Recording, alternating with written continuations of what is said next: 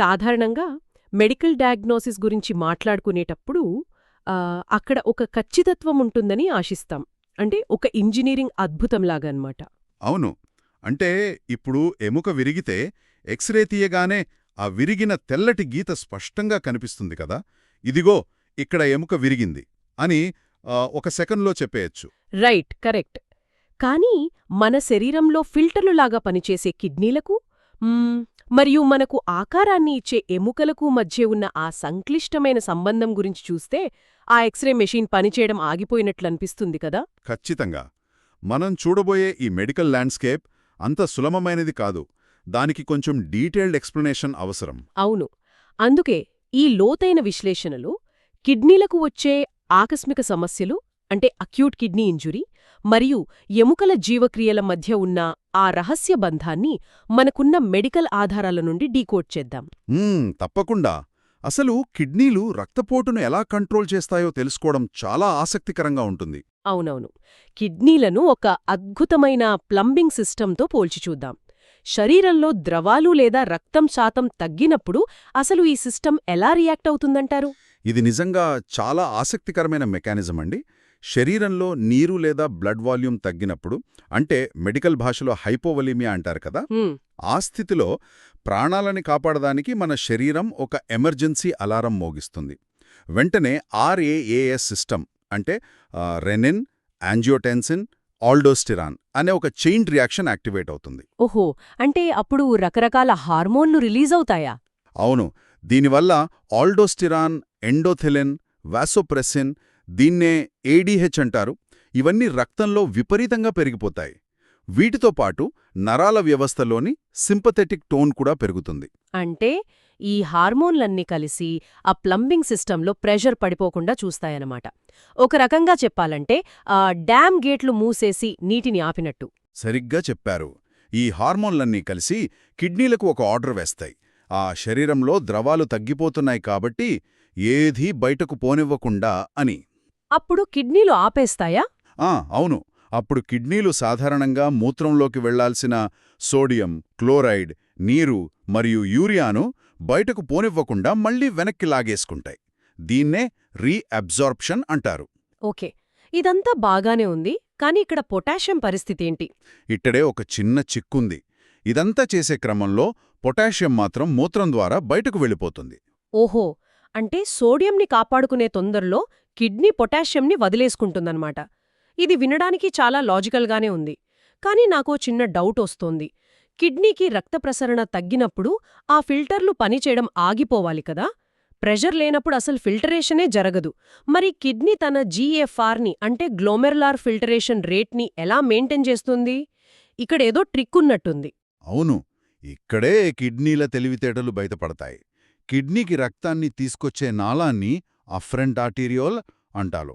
అలాగే రక్తాన్ని ఫిల్టర్ చేశాక బయటకు తీసుకువెళ్లే నాళాన్ని ఎఫరెంట్ ఆర్టీరియోల్ అంటారు. రైట్, ఇన్కమ్ మరియు అవుట్ గోయింగ్ పైపులన్నమాట. ఎగ్జాక్ట్లీ. రక్త ప్రసరణ తగ్గినప్పుడు కిడ్నీ ఆ రక్తాన్ని బయటకు వెళ్లే ఆ ఎఫరెంట్ నాళాన్ని గట్టిగా ముడిచేస్తుంది, అంటే కుచించిపోయేలా చేస్తుంది. దాన్నే వాసోకన్స్ట్రిక్షన్ అంటారు. అర్థమైంది. ఇది అచ్చం మనం తోటలో మొక్కలకు నీళ్లు పట్టేటప్పుడు నీటి ప్రెషర్ తగ్గినప్పుడు పైపు చివర బొటనవేలు పెట్టి ప్రెషర్ను పెంచటం లాంటిదన్నమాట. అద్భుతమైన ఉదాహరణ. ఖచ్చితంగా అదే జరుగుతోంది.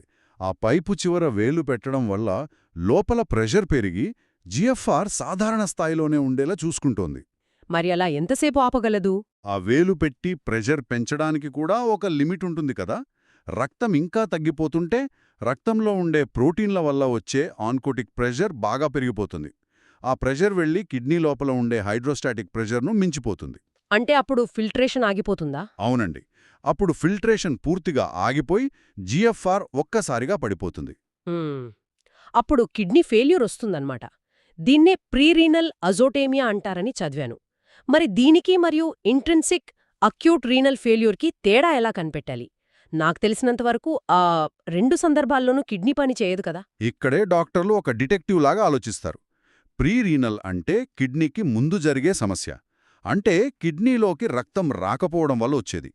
ఇక్కడ కిడ్నీ లోపలి ఫిల్టర్లు, అంటే నెఫ్రాన్లు బాగానే ఉంటాయి. అవి ఏ తప్పు చేయలేదు కాబట్టి. అవి ఏ తప్పు చేయలేదు కాబట్టి అవి నీటిని సోడియంను బాగా పిండేసి వెనక్కి లాక్కుంటాయి. అందుకే మూత్రంలో సోడియం చాలా తక్కువగా ఉంటుంది. దీన్నే ఫ్రాక్షనల్ సోడియం ఎక్స్క్రీషన్ తక్కువ ఉండటం అంటారు. ఓకే, అంటే కిడ్నీ తన పని తాను చేస్తోంది కాబట్టి మూత్రం చాలా చిక్కగా ఉంటుంది. అంటే మూత్రం ఆస్మోలారిటీ ఎక్కువగా ఉంటుందన్నమాట. మరి ఆ BUN మరియు క్రియాటినిన్ రేషియో 20:1 కంటే ఎక్కువ ఉంటుంది అని చదివాను. దాని అర్థమేంటి? అవును, BUN అంటే బ్లడ్ యూరియా నైట్రోజన్. ఇది మరియు క్రియాటినిన్ అనేవి రెండు వేస్ట్ ప్రాడక్ట్స్. కిడ్నీ ఎప్పుడైతే నీటిని సోడియంను పానిక్ అయ్యి వెనక్కి లాక్కుంటుందో ఆ కంగారులో యూరియాను కూడా చాలా వరకు వెనక్కి బ్లడ్లోకి లాగేసుకుంటుంది. క్రియాటినిన్ అలా వెనక్కి రాదా? రాదు, క్రియాటినిన్ అలా వెనక్కి రాదు. అందుకే బ్లడ్లో క్రియాటినిన్ కంటే BUN చాలా ఎక్కువగా పెరిగిపోయి ఆ రేషియో 20:1ని దాటిపోతుంది. కిడ్నీ లోపలి ట్యూబ్యూల్స్ స్వయంగా దెబ్బతింటాయి. అవి సోడియంను వెనక్కి లాక్కోలేవు. కరెక్ట్. కాబట్టి మూత్రంలో సోడియం ఎక్కువగా వెళ్ళిపోతుంది, ఆస్మోలారిటీ తక్కువగా ఉండి మూత్రం పలచగా ఉంటుంది. ఈ పరిస్థితిలో ట్యూబ్యూల్స్ యూరియాను కూడా వెనక్కి తీసుకోలేవు కాబట్టి ఆ BUN క్రియాటినిన్ రేషియో నార్మల్గానే ఉంటుంది. రైట్. ఖచ్చితంగా మీరు చెప్పింది 100% నిజం. ఇంకొక ముఖ్యమైన విషయమేంటంటే గుండె సరిగ్గా పనిచేయకపోయినా కూడా కిడ్నీలు దెబ్బతింటాయి. దాన్ని కార్డియోరీనల్ సిండ్రోమ్ అంటారు. అంటే గుండె కిడ్నీ లింక్ అన్నమాట. అవును, గుండె సరిగ్గా పంప్ చెయ్యలేనప్పుడు రక్తం ముందుకు వెళ్లకుండా వెనక్కి తన్నుతుంది. ఆ వెనక్కి తన్నే బ్యాక్ ప్రెషర్ వల్ల కిడ్నీ సిరల్లో అంటే రీనల్ వెయిన్స్ లో ఒత్తిడి పెరిగిపోయి రక్తం కిడ్నీల గుండా సాఫీగా ప్రవహించలేక GFR దారుణంగా పడిపోతుంది. రైట్, ఇక్కడే నాకు ఇంట్రెస్టింగ్ థాట్ వస్తోంది. ఈ డీహైడ్రేషన్ లేదా బ్లడ్ వాల్యూమ్ తగ్గిన కండిషన్లో మనకి తెలియకుండా ఏదైనా పెయిన్ కిల్లర్ వేసుకుంటే ఏమవుతుంది? కిడ్నీలకు రక్తాన్ని తెచ్చే పైపును వెడల్పు చేయడానికి ప్రోస్టాగ్లాండిన్స్ అవసరమని నేను చదివాను. అవును, అవసరం. మనం వాడే పెయిన్ కిల్లర్స్ అంటే NSAIDలు ఆ ప్రోస్టాగ్లాండిన్స్ ఉత్పత్తిని ఆపేస్తాయి కదా. అంటే డీహైడ్రేషన్లో ఉన్నప్పుడు మనము ఆ పెయిన్ కిల్లర్స్ వేసుకుంటే ఆటోమేటిక్గా కిడ్నీలకు వెళ్లే పైపును మనమే కట్ చేసినట్లు అవుతుందా? అత్యంత ప్రమాదకరమైన విషయం అదే అండి. CKD అంటే క్రానిక్ కిడ్నీ డిసీజ్ ఉన్నవాళ్లలో లేదా వాల్యూమ్ తక్కువగా ఉన్నవాళ్లలో ప్రోస్టాగ్లాండిన్స్ చాలా కీలకం. అటువంటి సమయంలో ఐబ్రుప్రోఫెన్ లాంటి NSAIDలో వాడితే కిడ్నీలకు వెళ్లే ఆ కాస్త రక్తం కూడా ఆగిపోతుంది. వామ్మో, వెంటనే కిడ్నీ ఫెయిల్ అవుతుందా? అవును, వెంటనే ప్రీరీనల్ అజోటేమియాకి దారితీస్తుంది. అది చాలా భయపెట్టే విషయం. సరే, ఇప్పుడు ఈ ప్రెషర్ డ్రాప్ మరీ ఎక్కువైతే లేదా ఎక్కువసేపు అలాగే ఉండిపోతే లోపల ఏం జరుగుతుంది? ఆ ఫిల్టర్లు కాలిపోతాయి కదా. దీన్నే అక్యూట్ ట్యూబ్యులర్ నెక్రోసిస్, సింపుల్గా ATN అంటారు. ఈ ఫిల్టర్లు కాలిపోయే ప్రాసెస్లో ఏం జరుగుతుంది? ఈ ATNలో రెండు రకాలుంటాయండి. మొదటిది ఇస్కిమిక్ ATN. రక్తం ఆక్సిజన్ అందకపోవడం వల్ల కణాలు చనిపోవడాన్ని ఇస్కీమియా అంటారు. కిడ్నీలో ముఖ్యంగా కార్టికో మెడ్యులరీ జంక్షన్ అంటే ప్రాక్సిమల్ కన్వల్యూటెడ్ ట్యూబ్యూల్ భాగం మరియు ఔటర్ మిడుల్లాలో ఉండే థిక్ అసెండింగ్ లూప్ అనే భాగాలు ఎక్కువగా దెబ్బతింటాయి. ఆ భాగాలే ఎందుకు దెబ్బతింటాయి? కిడ్నీలో ఇంకా చాలా భాగాలుంటాయి కదా. ఎందుకంటే ఆ రెండు భాగాల్లో ఎప్పుడూ యాక్టివ్గా రవాణా జరుగుతూ ఉంటుంది. కాబట్టి ఆక్సిజన్ డిమాండ్ చాలా ఎక్కువ, కానీ అక్కడికి బ్లడ్ సప్లై తక్కువగా ఉంటుంది. ఓహో, అంటే వర్క్ ఎక్కువ, సప్లై తక్కువ. కార్డియోపల్మనరీ బైపాస్ సర్జరీ లాంటి వాటిల్లో కిడ్నీలకు ఆక్సిజన్ అందక ఈ కణాలు ఊపిరి ఆడక చనిపోతాయి. అప్పుడు దాని మైక్రోస్కోప్ కింద చూస్తే ఎలా ఉంటుంది? ఏమైనా ఆనవాళ్లు కనిపిస్తాయా? మైక్రోస్కోప్లో చూస్తే ఫోకల్ ట్యూబ్యులర్ ఎపిథీలియల్ నెక్రోసిస్ కనిపిస్తుంది. అంటే కణాలు అక్కడక్కడ చనిపోయి బేస్మెంట్ మెంబ్రెయిన్ దెబ్బతింటుంది. ఆ చనిపోయిన కణాలు రాలిపోయి ట్యూబ్స్ లోపల పేరుకుపోయి యూరిన్లో మడ్డీ బ్రౌన్ గ్రాన్యులర్ క్యాస్ట్స్ లాగా బయటకొస్తాయి. మడ్డీ బ్రౌన్ కాస్ట్స్ అంటే మట్టి రంగులో ముద్దలుగా ఉంటాయన్నమాట. ఈ దశలో మూత్రం సరిగ్గా రాదు. దీన్నే ఒలిగూరి అంటారు కదా. అవును, ఇక్కడ BUN మరియు క్రియేటినిన్ రేషియో 20:1 కంటే తక్కువ ఉంటుంది. ఇక్కడే ఒక విచిత్రమైన విషయం జరుగుతోంది అని విన్నాను. సెల్ పొలారిటీ కోల్పోవడం. దీన్ని చదివినప్పుడు నాకెలా అనిపించిందంటే ఒక ఇంటి పునాది మరియు పైకప్పు తమ స్థానాలను మార్చుకుంటే ఎంత ఘోరంగా ఉంటుందో అలా అనిపించింది. అసలు ఒక కణంలో ఇలా పైకప్పు పునాది తారుమారు ఎందుకవుతాయి? మీరు చెప్పిన ఎనాలజీ కొంచెం బ్రూటల్గా ఉన్నా కరెక్ట్గా సరిపోతుంది. రక్తం అందనప్పుడు మొదట జరిగే మార్పు ఇదే. కణాలకు శక్తినిచ్చే అసలైన కరెన్సీ ఏంటి? ATP. ఆక్సిజన్ లేకపోయేసరికి ఆ ఏటీపీ తగ్గిపోతుంది. దాంతో కణం యొక్క అంతర్గత అస్థిపంజరం అంటే సైటోస్కెలటన్ దెబ్బతింటుంది. అంటే స్ట్రక్చర్ పాడవుతోందా? అవును, అప్పుడు కణాల మధ్య అతుక్కునే గుణం అంటే సెల్ టు సెల్ అడ్హెషన్ పోతుంది. బేసోలేటరల్ మెంబ్రేన్లో అంటే కింది భాగంలో ఉండాల్సిన ఇంటెగ్రిన్స్ మరియు సోడియం పొటాషియం పంపులన్నీ పైభాగానికి అంటే ఎపికల్ మెంబ్రేన్ వైపుకు జారి మారిపోతాయి. అంతా అస్తవ్యస్తమైపోతుందన్నమాట. ఒక క్రమ పద్ధతిలో ఉండాల్సిన సెల్ మొత్తం కొలాప్స్ అవుతుందన్నమాట. దీని తర్వాత ఈ ఏకేటీఎన్లో 3 దశలుంటాయి అని చదివాను కదా. 1 ఇనిషియేషన్, 2 మెయింటెనెన్స్ అంటే యూరిన్ రాకపోవడం, మరియు 3 రికవరీ. కరెక్ట్. ఇక్కడ నాకు కన్ఫ్యూజన్ అండి. పేషెంట్ 3వ దశకు అంటే రికవరీ స్టేజ్కి వచ్చాడని డాక్టర్లు సంతోషిస్తున్న లోపు అదే రికవరీ ప్రాసెస్లో ప్రాణాపాయం వస్తోంది అని మెడికల్ టెక్స్ట్లో ఉంది. ఇదెలా సాధ్యం? రికవరీ అంటే బాగుపడటం కదా, అందులో ప్రాణం పోవడమేంటి? ముఖ్యంగా పొటాషియం తగ్గిపోవడం అంటే హైపోకలీమియా ఎలా జరుగుతుంది? ఇదొక మెడికల్ ఐరనీ అని చెప్పొచ్చు. రికవరీ స్టేజ్లో నెమ్మదిగా రక్తం ఫిల్టర్ అవడం మొదలవుతుంది, అంటే జీఎఫ్ఆర్ పెరుగుతుంది. కానీ ఆ ఫిల్టర్ అయిన నీటిని, లవణాలను వెనక్కి లాక్కునే ట్యూబ్యూల్స్ ఇంకా పూర్తిగా కోలుకుని ఉండవు. అవింకా మత్తులో ఉన్నట్లే ఉంటాయి. ఓహో, అంటే ఫిల్టర్ అయితే అవుతుంది కానీ వెనక్కి లాక్కునే మెకానిజం ఇంకా పనిచేయడం లేదు. కరెక్ట్. దానివల్ల శరీరంలోని నీరంతా విపరీతంగా యూరిన్ రూపంలో బయటికి వెళ్ళిపోతుంది. దీన్నే పాలీయూరియా అంటారు. ఆ నీటితో పాటే మన శరీరానికి అతి ముఖ్యమైన ఎలక్ట్రోలైట్స్, ముఖ్యంగా పొటాషియం కూడా బయటకు కొట్టుకుపోతుంది. అరెరే, అప్పుడు రక్తంలో పొటాషియం పడిపోతుందా? అవును, ఈ పరిస్థితి వల్ల రక్తంలో పొటాషియం పడిపోయి గుండె లయతప్పి ప్రాణాపాయం కలగవచ్చు. అందుకే ఈ స్టేజ్లో పేషెంటును చాలా జాగ్రత్తగా గమనించాలి. సో రికవరీ అనేది సంతోషించాల్సిన విషయం మాత్రమే కాదు, అత్యంత అప్రమత్తంగా ఉండాల్సిన సమయం కూడా. ఇక మనం ఈ ఏటీఎన్లోని 2వ రకం అంటే టాక్సిక్ ఏటీఎన్ గురించి చూద్దాం. ఈ విష పదార్థాల వల్ల ఫిల్టర్లు కాలిపోవడం ఎలా జరుగుతుంది? కొన్ని మందులు కిడ్నీ ట్యూబ్యూల్స్కు డైరెక్ట్గా టాక్సిక్గా పనిచేస్తాయండి. ఉదాహరణకు అమైనోగ్లైకోసైడ్స్ లాంటి పవర్ఫుల్ యాంటీబయాటిక్స్. ఇవి కిడ్నీలో ఫిల్టర్ అయ్యాక ఆ ట్యూబ్యూల్స్ లోపలే పేరుకుపోయి ముద్దలుగా మారి ఆ బేస్మెంట్ మెంబ్రేన్ను లోపల నుండి చిట్లేలా చేస్తాయి. ఓ, ఓకే. ఇంకా వేరే మందులు కూడా ఇలా చేస్తాయా? ఫంగస్కి వాడే యాంఫోటెరిసిన్ బి, కొన్ని హెవీ మెటల్స్ కూడా ఇలాగే చేస్తాయి. ఇంకో చాలా కామన్ విషయం ఏంటంటే రేడియోగ్రాఫిక్ కాంట్రాస్ట్ డై. అంటే మనం సిటీ స్కాన్స్, యాంజియోగ్రామ్స్ చేసేటప్పుడు నరాల్లోకి ఎక్కిస్తారే, ఆ డై గురించి కదా మాట్లాడుతున్నారు. ఆ డై కిడ్నీని ఎలా ఉక్కిరిబిక్కిరి చేస్తుంది? అవును, అదే. ఆ డై ఇచ్చిన వెంటనే అది కిడ్నీలోకి వెళ్ళి రక్తనాళాలను ముడుచుకునేలా చేసి రక్తం అందకుండా చేస్తుంది. దాంతో ప్రాక్సిమల్ ట్యూబ్యులార్ కణాల డిఫ్యూజ్ నెక్రోసిస్కి కారణమవుతుంది. అప్పుడు టెస్ట్ రిజల్ట్స్ ఎలా ఉంటాయి? అప్పుడు క్రియాటినిన్, బియుఎన్ అకస్మాత్తుగా పెరిగిపోతాయి. అయితే అదృష్టవశాత్తు ఇది కొద్ది రోజుల్లో మళ్ళీ నార్మల్ అవుతుంది. ఇదొకటైతే ఆత్మహత్య ప్రయత్నాల్లో తాగే ఇథిలీన్ గ్లైకాల్ వల్ల కిడ్నీలు ఎలా డ్యామేజ్ అవుతాయి? అది తాగితే ఏదో విచిత్రమైన క్రిస్టల్స్ వస్తాయట కదా? అవును, ఇథిలీన్ గ్లైకాన్ ఇది కూలెంట్స్లో వాడే ఒక కెమికల్ అండి. ఇది తాగితే మొదట మెదడు పనితీరు మారిపోతుంది, ఆల్టర్డ్ మెంటేషన్ వస్తుంది, రక్తంలో యాసిడ్స్ పెరిగిపోయి high anion gap metabolic acidosis వస్తుంది, అలాగే ఆస్మోలార్ గ్యాప్ కూడా పెరుగుతుంది. మరి కిడ్నీలో ఏం జరుగుతుంది? కిడ్నీల పరంగా చూస్తే ఈ కెమికల్ వల్ల కణాలన్నీ బెలూన్లాగా నీరు చేరి ఉబ్బిపోతాయి. దీన్ని వాక్యులార్ డీజనరేషన్ అంటారు. అత్యంత ముఖ్యమైన క్లూ ఏంటంటే యూరిన్లో కాల్షియం ఆక్సిలేట్ క్రిస్టల్స్ స్పష్టంగా కనిపిస్తాయి. డాక్టర్లు దీన్ని చూసి వెంటనే ఏం జరిగిందో పసిగడతారు. మనం ఇప్పటివరకు కిడ్నీలకు బయట నుండి వచ్చే సమస్యల గురించి మాట్లాడుకున్నాం. రక్తపోటు తగ్గడమో, బయట నుండి వచ్చే టాక్సిన్స్ వల్లో మాత్రమే కాదు, మన సొంత కండరాలు, ఇమ్యూన్ సిస్టమ్ కూడా కిడ్నీలను లోపలి నుండే దెబ్బతీస్తాయి. ఇప్పుడు ఆ ఇతర దాడుల గురించి చూద్దాం. తప్పకుండా. మొదట ర్యాబ్డోమయోలిసిస్. ఈ కండిషన్ని నేనొక క్రైమ్ సీన్తో పోల్చాలి అనుకుంటున్నాను. మనం యూరిన్ డిప్స్టిక్ టెస్ట్ చేస్తే అందులో బ్లడ్ ఉన్నట్లు పాజిటివ్ రిపోర్ట్ వస్తుంది. కానీ ఆ మూత్రాన్ని మైక్రోస్కోప్లో చూస్తే ఒక్క ఎర్ర రక్తకణం అంటే ఆర్బీసీ కూడా ఉండదు. నిజమే. ఇది అల్టిమేట్ మెడికల్ మర్డర్ మిస్టరీ కదా?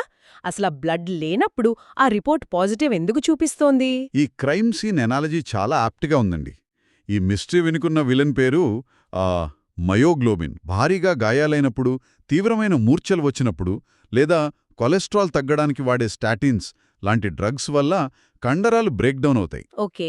అప్పుడేమవుతుంది? అప్పుడు కండరాల లోపల ఉండే మయోగ్లోబిన్, ఎలక్ట్రోలైట్స్ అన్నీ రక్తంలోకి ఒకేసారి రిలీజ్ అవుతాయి. ఓకే. అంటే ఆ మయోగ్లోబిన్ అనేది ఎర్ర రక్త కణాల్లో ఉండే హీమోగ్లోబిన్ లాంటిదేనా? ఖచ్చితంగా. రెండింట్లోనూ ఆక్సిజన్ మోసుకెళ్లే హీమ్ అనే పిగ్మెంట్ ఉంటుంది.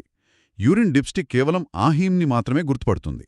ఓహో, అందుకే ఆ డిప్స్టిక్ ఆ మయోగ్లోబిన్ని చూసి బ్లడ్ అని పొరబడి పాజిటివ్ చూపిస్తుందన్నమాట. ఎగ్జాక్ట్లీ. కానీ తీరా మనం మైక్రోస్కోప్ చూస్తే అక్కడ ఎర్ర రక్త కణాలు అస్సలు ఉండవు. ఆ హీమ్ పిగ్మెంట్ కిడ్నీ ట్యూబుల్స్కు అత్యంత టాక్సిక్. అది వెళ్ళి కిడ్నీల లోపల మడ్డీ బ్రౌన్ కాస్ట్స్గా మారిపోతుంది. పేషెంట్కు తీవ్రమైన కండరాల నొప్పి, బలహీనత ఉండి డార్క్ యూరిన్ వస్తుంది. మిస్టరీ ఎలా సాల్వ్ అయిందన్నమాట. మరి వాస్క్యులర్ ప్రొసీజర్స్ చేసినప్పుడు వచ్చే అథెరో ఎంబోలిజం ఏంటి? గుండెకు లేదా రక్తనాళాలకు ఏదైనా ప్రొసీజర్ చేసినప్పుడు కిడ్నీ ఎందుకు పాడవుతుంది? వయసు పైబడిన వారి రక్తనాళాల గోడలకు కొలెస్ట్రాల్ గడ్డలు అంటుకునే ఉంటాయి. మనం లోపలికి ఇన్స్ట్రుమెంట్స్ పంపి వాస్క్యులర్ ఆపరేషన్ చేసినప్పుడు ఆ గడ్డలు విడిపోయి రక్తంలో కలుస్తాయి. ఆ కొలెస్ట్రాల్ ఎంబోలై అలా కొట్టుకుంటూ వెళ్ళి కిడ్నీలు, జీర్ణాశయం, మెదడు, చర్మంలోని చిన్న రక్తనాళాలను బ్లాక్ చేస్తాయి. వామ్మో, అదెలా కనిపెడతారు?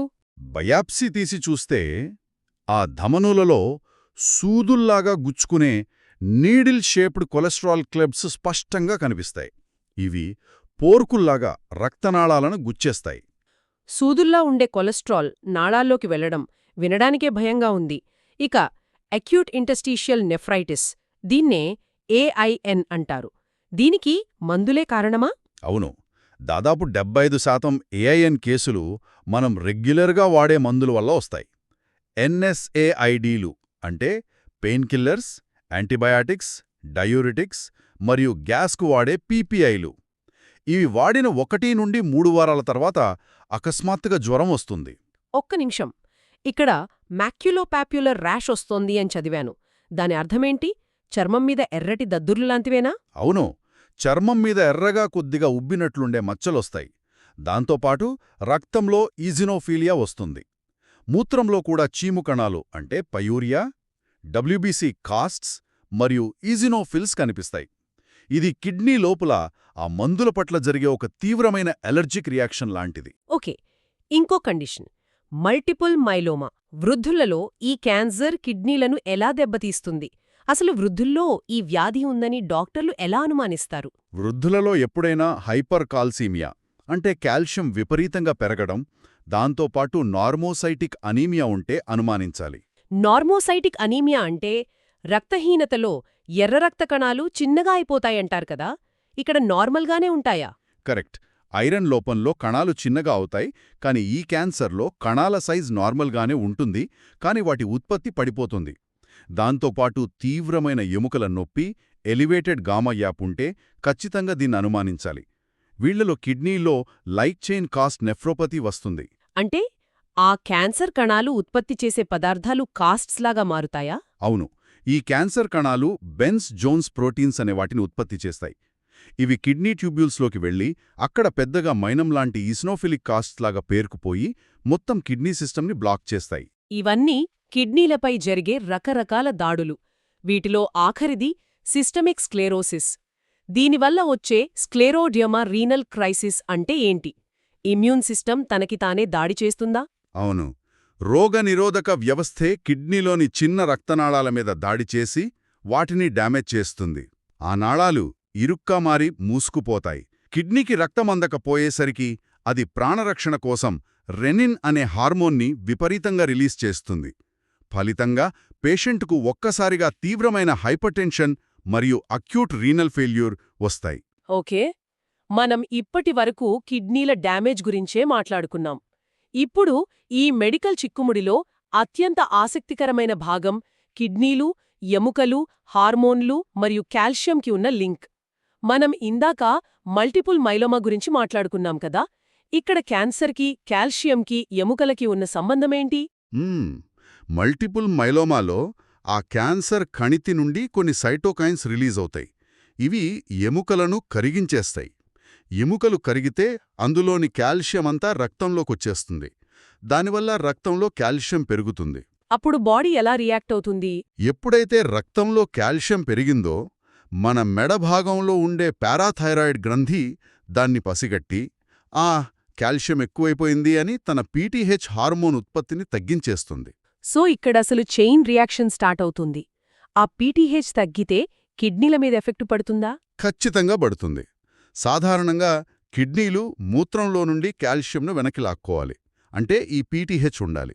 ఎప్పుడైతే పీటీహెచ్ తగ్గిందో కిడ్నీలు కాల్షియంను వదిలేస్తాయి. అంతా మూత్రంలో పోతుంది. దానికి తోడు కిడ్నీలలో తయారవ్వాల్సిన యాక్టివ్ విటమిన్ డి, దాన్ని 125 డైహైడ్రాక్సీ విటమిన్ డి అంటారు. దాని తయారీ కూడా దారుణంగా పడిపోతుంది.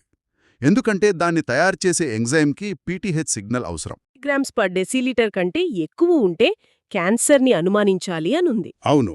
ముఖ్యంగా ఊపిరితిత్తులు మరియు మెడ భాగంలో వచ్చే స్క్వామస్ సెల్ కార్సినోమాలు ఒక నకిలీ హార్మోన్ని ఉత్పత్తి చేస్తాయి. దాన్ని పీటీహెచ్ఆర్పి అంటారు. అంటే పీటీహెచ్ రిలేటెడ్ ప్రోటీన్. ఇది అచ్చం మన శరీరంలోని నిజమైన పీటీహెచ్ హార్మోన్ లాగే కిడ్నీలు, ఎముకల మీద పనిచేసి ఎముకలను కరిగించి రక్తంలో కాల్షియంని పెంచుతుంది. మరి ఒరిజినల్ పారాథైరాయిడ్ హార్మోన్ అంటే పీటీహెచ్ చేసే పనులేంటి? నాకు తెలిసినంతవరకు ఇది ఎముకలను కరిగించి రక్తంలో కాల్షియం పెంచుతుంది, అలాగే కిడ్నీల ద్వారా ఫాస్ఫేట్ను బయటికి పంపేస్తుంది. దీర్ఘకాలం పాటు పీటీహెచ్ ఎక్కువగా ఉంటే ఎముకలు గుల్లబారిపోయి ఆస్టియోపోరోసిస్ వస్తుంది అంటారు. కానీ ఇక్కడ నేను మిమ్మల్ని ఒక పారాడాక్స్ గురించి నిలదీయాలి. అడగండి. సార్, ఒకవైపు పీటీహెచ్ ఎక్కువగా ఉంటే ఎముకలు కరిగిపోయి ఆస్టియోపోరోసిస్ వస్తుంది అంటున్నారు. మళ్ళీ డాక్టర్లు అదే పీటీహెచ్ని మందు రూపంలో అంటే చెరిపారాటైడ్గా ఇంజెక్షన్ ఇస్తే ఎముకలు బలంగా తయారవుతాయంటున్నారు. ఒకే హార్మోన్ ఇలా రెండు రకాలుగా ఎలా ప్రవర్తిస్తుంది? దీని వెనక లాజిక్ ఏంటి? ఇది చాలా బ్రిలియంట్ అబ్జర్వేషన్ అండి. ఇక్కడే టైమింగ్ అనేది కీలక పాత్ర పోషిస్తుంది. ఒకే హార్మోన్ ఇచ్చే పద్ధతిని బట్టి వేరేలా పనిచేస్తుంది. మన శరీరంలో పీటీహెచ్ నిరంతరంగా 24 గంటలు ఎప్పుడు ఎక్కువగా ఉంటే అది ఆస్టియోక్లాస్ట్లను అంటే ఎముకలను కరిగించే కణాలను ఎక్కువగా యాక్టివేట్ చేస్తుంది. అంటే కంటిన్యూస్ సప్లై ఉంటే డ్యామేజ్ అన్నమాట. అవును. కానీ అదే పీటీహెచ్ని మనం అడపాడపా అంటే రోజుకోసారి ఇంజెక్షన్ రూపంలో ఇస్తే ఆ కొద్దిసేపు ఉండే సిగ్నల్ ఎముకలను కరిగించే ఆస్టియోక్లాస్ట్ల కంటే కొత్త ఎముకను తయారు చేసే ఆస్టియోబ్లాస్ట్లను ఎక్కువ యాక్టివ్ చేస్తుంది. అందుకే కొత్త ఎముక తయారవుతుంది. వావ్! బాడీ మెకానిజం ఎంత స్మార్ట్గా ఉందో కదా!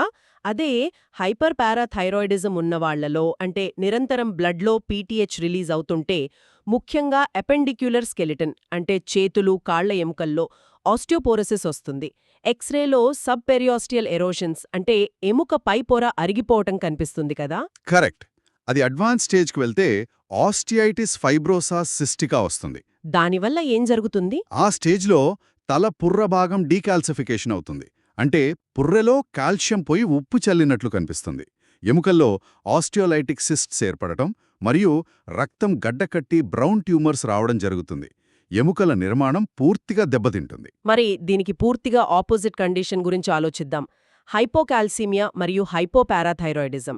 ఉదాహరణకు ఎవరికైనా థైరాయిడ్ సర్జరీ చేసినప్పుడు పొరపాటు జరిగితే ఏమవుతుంది? అసలు దానికి దీనికి లింక్ ఏంటి? మన మెడలో ఉండే థైరాయిడ్ గ్రంథికి వెనుక భాగంలో ఆవగింజల సైజులో 4 పారాథైరాయిడ్ గ్రంథులు దాక్కునుంటాయి. థైరాయిడ్ ఆపరేషన్ చేసేటప్పుడు సర్జన్ పొరపాటున వాటిని కట్ చేసినా లేదా దెబ్బతిన్నా ఒక్కసారిగా శరీరంలో పీటీహెచ్ స్థాయి పడిపోతుంది. అప్పుడు కాల్షియం లెవెల్స్ పడిపోతాయా? అవునండి. ఎముకల నుండి కాల్షియం రావటం ఆగిపోయి కిడ్నీలు కాల్షియం నిల్వ చేయటం ఆపేసి అకస్మాత్తుగా రక్తంలో కాల్షియం తగ్గిపోయి హైపోకాల్సీమియా వస్తుంది. దీని లక్షణాలు చాలా భయపెట్టేలా ఉంటాయని నేను చదివాను. కండరాల తిమ్మిర్లు, పెదవుల చుట్టూ జలధరింపు లాంటి ఫీలింగ్. దీన్నే పెరియోరల్ పరిస్థేసియాస్ అంటారు. అలాగే బీపీ పడిపోవటం మరియు న్యూరోమస్క్యులర్ హైపర్ ఎక్సైటబిలిటీ అంటే నరాలు ఊరికే స్పందించటం జరుగుతుంది కదా! అవును. కాల్షియం లేకపోవడం వల్ల నరాలు, కండరాలు కంట్రోల్ తప్పి అతిగా స్పందిస్తాయి. ఇక విటమిన్ డి లోపం మరియు ఉదర కుహర వ్యాధి అంటే సీలియాక్ డిజీజ్కున్న కనెక్షన్ కూడా చాలా ముఖ్యమైనది. సీలియాక్ డిజీజ్ ఉన్న వారిలో పేగులు ఆహారాన్ని సరిగ్గా పీల్చుకోలేవు. దీన్నే మాల్అబ్సార్ప్షన్ అంటారు కదా! అవును. దీనివల్ల విటమిన్ డి లోపం వస్తుంది. విటమిన్ డి లేకపోతే మనం ఎంత కాల్షియం తిన్నా అది పేగుల నుండి శరీరంలోకి వెళ్ళదు. అప్పుడు శరీరం తనకి కాల్షియం అందట్లేదని పసిగట్టి ఆ లోపాన్ని కవర్ చేయడానికి మళ్ళీ పారాథైరాయిడ్ గ్రంథి దగ్గరికి వెళ్లి సిగ్నల్ ఇస్తుంది కదా! ఎగ్జాక్ట్లీ. దీన్నే సెకండరీ హైపర్ పారాథైరాయిడిజం అంటారు. శరీరం కాల్షియం కోసం పీటీహెచ్ని విపరీతంగా పెంచుతుంది. ఆ పెరిగిన పీటీహెచ్ కిడ్నీలలో 1-ఆల్ఫా హైడ్రాక్సిలేజ్ అనే ఎంజైమ్ను యాక్టివేట్ చేసి ఇంకా ఎక్కువ యాక్టివ్ విటమిన్ డి తయారు చేయడానికి ప్రయత్నిస్తుంది. కానీ ఈ ప్రాసెస్లో జరిగే నష్టమేంటి? ఫాస్ఫరస్ మొత్తం మూత్రం ద్వారా బయటికి కొట్టుకుపోతుంది. అందుకే సిలియాక్ పేషెంట్లలో ఫాస్ఫరస్ తక్కువగా, పీటీహెచ్ ఎక్కువగా, కాల్షియం తక్కువ లేదా నార్మల్గా ఉంటుంది. ఈ సంక్లిష్టమైన మెకానిజమ్స్ అన్ని వింటుంటే శరీరం ఒక అద్భుతమైన ఫ్యాక్టరీలా అనిపిస్తోంది. ఇప్పుడు మనం దీర్ఘకాలిక ప్రభావాల గురించి, అంటే క్రానిక్ కిడ్నీ డిసీజ్ మరియు గట్టిపడే రక్తనాళాల గురించి మాట్లాడుకుందాం. ఈ ఎలక్ట్రోలైట్ సమస్యలు ఏళ్ల తరబడి అలాగే ఉండిపోతే వాస్కులార్ కాల్సిఫికేషన్స్ వస్తాయట. అవును, వస్తాయి. నాకు ఇది చదివినప్పుడు నిజంగా ఒక విషాదం అనిపించింది. ఎముకలలో ఉండి వాటిని దృఢంగా ఉంచాల్సిన కాల్షియం కాస్త అక్కడి నుండి వెలివేయబడి రక్తనాళాల్లోకి చేరిపోయి ఆ రక్తనాళాలను రాళ్లలా మార్చేస్తుంది. ఇది ఎంత భయంకరమైన పరిస్థితి! అసలు ఈ దారుణం ఎలా జరుగుతుంది? ఇది వినడానికి బాధగా ఉన్నా సీకేడీ ఉన్న రోగులలో ఇదొక కఠోర వాస్తవం. కిడ్నీలు సరిగ్గా ఫిల్టర్ చేయకపోవడం వల్ల రక్తంలో ఫాస్ఫరస్ పెరిగిపోతుంది. దీన్ని హైపర్ ఫాస్ఫెటేమియా అంటారు. అలాగే కాల్షియం అసాధారణంగా మారుతుంది. దాంతోపాటు ఇన్ఫ్లమేషన్ కూడా ఉంటుందా? అవును, అథెరోస్క్లెరోసిస్ లేదా యురీమియా వల్ల నాళాల్లో దీర్ఘకాలిక వాపు ఉంటుంది.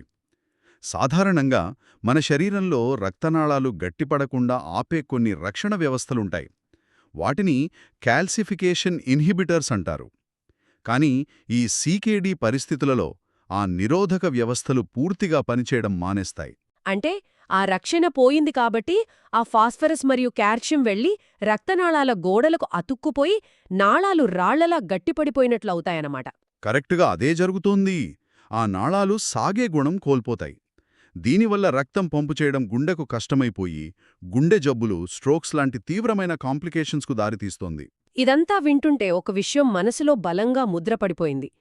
కిడ్నీలో అంటే కేవలం మూత్రాన్ని తయారు చేసి బయటకు పంపే సింపుల్ యంత్రాలు కావు. ఖచ్చితంగా కావు. అవి మన రక్తపోటును నియంత్రించే, మనం మింగే ప్రతి మందు పట్ల స్పందించే మరియు మన ఎముకల బలాన్ని నిర్దేశించే మాస్టర్ కంట్రోలర్స్. అవును, కిడ్నీల పాత్ర మన శరీరంలో ఒక ఆర్కెస్ట్రా కండక్టర్ లాంటిది. ఒక చిన్న కెమికల్ రియాక్షన్, ఒక చిన్న హార్మోన్ మార్పు మొత్తం శరీర వ్యవస్థను ఎలా శాసిస్తుందో మనం ఈరోజు స్పష్టంగా చూశాం. ముఖ్యంగా ఆ ఎముకలకు, కిడ్నీలకు మధ్య ఉన్న జీవరసాయన సంభాషణ ఎంతో అద్భుతమైనది. మనం మొదట అనుకున్నట్లు శరీరమనేది ఎక్స్రేలో కనిపించేంత తేలికైన, ఖచ్చితమైన బొమ్మ కాదు. అది ఒక సంక్లిష్టమైన నెట్వర్క్. ఇదంతా చూశాక నాకొక కొత్త ఆలోచన వస్తోంది. చెప్పండి. ఇది నిజంగా ఆలోచించాల్సిన విషయం కదా. కిడ్నీలకు మరియు ఎముకలకు మధ్య ఈ పీటీహెచ్, విటమిన్ డి రూపంలో ఇంత గాఢమైన సంబంధం ఉంది కదా. బహుశా భవిష్యత్తులో ఎముకల వ్యాధులకు నేరుగా ఎముకల డాక్టర్ల దగ్గర కాకుండా ముందుగా కిడ్నీల పనితీరును మార్చే సరికొత్త ట్రీట్మెంట్లు వస్తాయేమో. అది నిజంగా ఒక అద్భుతమైన ప్రొవోకేటివ్ థాట్. వ్యాధులను వేరువేరుగా చూడకుండా ఇలా అవయవాల మధ్య ఉన్న ఇంటర్ కనెక్టెడ్ సిస్టమ్స్ మీద ఆధారపడి భవిష్యత్ వైద్యం ఉంటుందనడంలో సందేహం లేదు. శవం ఒంటరిగా పనిచెయ్యదు అనడానికి ఇంతకంటే గొప్ప ఉదాహరణ మరొకటి లేదు. ఒక పక్క మన రక్తాన్ని శుద్ధి చేసే ఫిల్టర్లు, మరోపక్క మన శరీరాన్ని నిలబెట్టే పునాదులు. ఈ పునాదులు గట్టిగా ఉండాలంటే ఆ ఫిల్టర్లు కరెక్ట్గా పనిచెయ్యాలి. అవును, ఆ ఎక్స్రేలో కనిపించే తెల్లటి గీత కేవలం ఒక చిన్న రిజల్ట్ మాత్రమే. కరెక్ట్. కాని అసలు కథ అంతా ఆ ఎక్స్రే మెషిన్కు చిక్కని కిడ్నీల లోపల ప్రతిక్షణం ఒక నిశ్శబ్ద యుద్ధంలా జరుగుతూనే ఉంటుంది.